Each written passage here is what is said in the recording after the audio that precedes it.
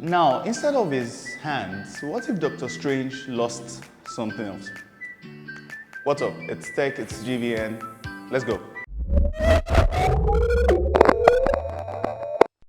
What's up? Welcome to the channel. This is GVN, where we review movies, series, comics, animations, and video games. I think what I've just done now is try to hype myself up a little bit because this particular episode is very emotional. It is What If. This is episode 4. And, I remember before doing this review, before recording for it, I was just like, Doctor Strange, oh, like, will I be able to do this thing? I mean, am I lying?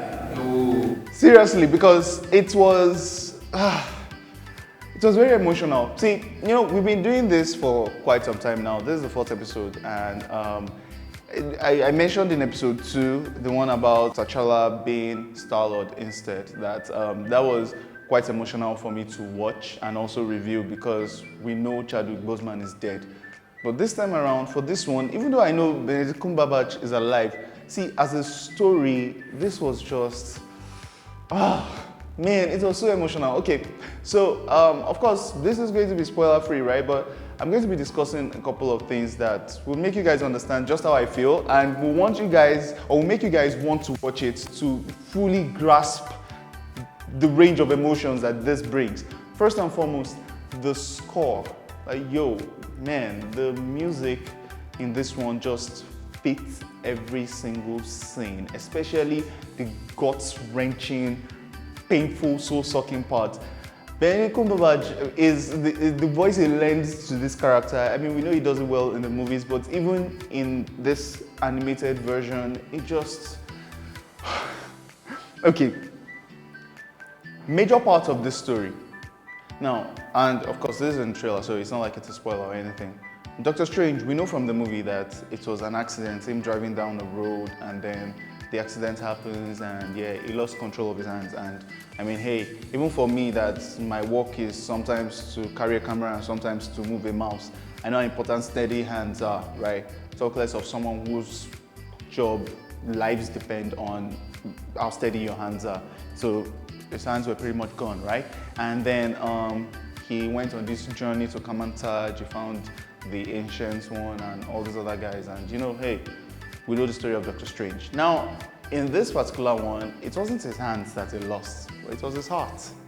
And it's like when you look at someone whom, and because in this case, it's not like it was his literal heart. It's like, when you look at someone whom you love and you're like, you're my oxygen, like, you're my heart. And that was the case. This was a case of love for him. All right, so we know from the movies, Doctor Strange had the time stone, right? And even in that very first movie, we can see, the way he was able to defeat, well, not defeat, but just put a stalemate to his fight with Dormammu was creating a loop, and Dormammu was just so pissed off that he was like, okay, you know what, I agree, Dormammu, I've come to bargain, I listened to your bargain, I am not going to disturb Earth again.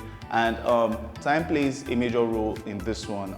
We got to hear Tilda Swinton's voice also as the Ancient One. She also appears in this one. I mean, hey, there's no Doctor Strange without the Ancient One, right? And yeah, she did a good job in this one. And there was one thing that they used, one particular phrase that was used in this one. It's called an absolute point. Now, here is what the explanation is. So, in everybody's life, there is an absolute point in time that has to happen. It doesn't matter how, but it must happen. And that played a crucial role in this story. So, an absolute point for Doctor Strange, that's Dr. Stephen Strange becoming the greatest sorcerer on Earth, was that accident, right? That had to happen for him to seek out answers in Kamantaj, for him to end up being Doctor Strange. And for that universe as a whole to continue, that just has to happen. So an absolute point is something that cannot be changed. And it reminds me of Flashpoint Paradox, the comics and the animation itself, where the Flash tried to save his mom in this particular one, and just by saving his mom, that entire universe changed. It was now the Themyscira versus the Atlanteans. I mean, that world pretty much imploded on itself. Instead of Bruce Wayne becoming Batman, it was Thomas Wayne, Bruce's dad. Superman, instead of him landing with the Kent family, instead he landed somewhere where the government got to just kidnap him and do a lot of messed up experiments to him. And that's the same thing that happens in this series. So you will hear that mentioned. It's called an absolute point in time. It's that point in like everybody's life. You know, there are certain absolute points in our life that make us who we are, and it doesn't matter how it happens, but it has to happen. And that played a major role in this story. And I believe we got to see the strongest version of Doctor Strange in this particular one. I mean, forget who we saw in Endgame and all that. Like, this version of Doctor Strange was just like badassery embodified, and we got to see that. And also we got to see something that appeared, like a sort of character that appeared in a previous episode. So yeah, you will get to see that. Like I said, there's no burden for continuity, so you don't need to understand what that character did or something in the previous episode that you've seen. You can still watch it and enjoy it, but you just get to see that and you enjoy it. And you know, the What If series is being narrated by Watu, the Watcher, right? Episode 1, episode 2, episode 3, it played more of a passive role. But in episode 4, it was actually more active, so you could hear him. Like, you have to watch it to understand what I'm saying, but he played a more active role in this episode, and I like that. It was fun. The writers clearly are having a lot of fun with this, and I am looking forward to seeing all the other episodes. There's still the one with the zombie universe. There's still the one where instead of the classic Avengers assembling, it was the people who we are now seeing that assembled instead. So I'm looking forward to seeing all of that.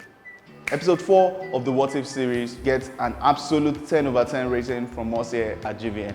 It was worth it. It had a bittersweet ending, but it was absolutely worth watching. If you've liked what you watched, don't forget to like, share, subscribe, watch this video or this video next to see some of our other dope reviews on the channel. It's been Tech for GVN. Peace.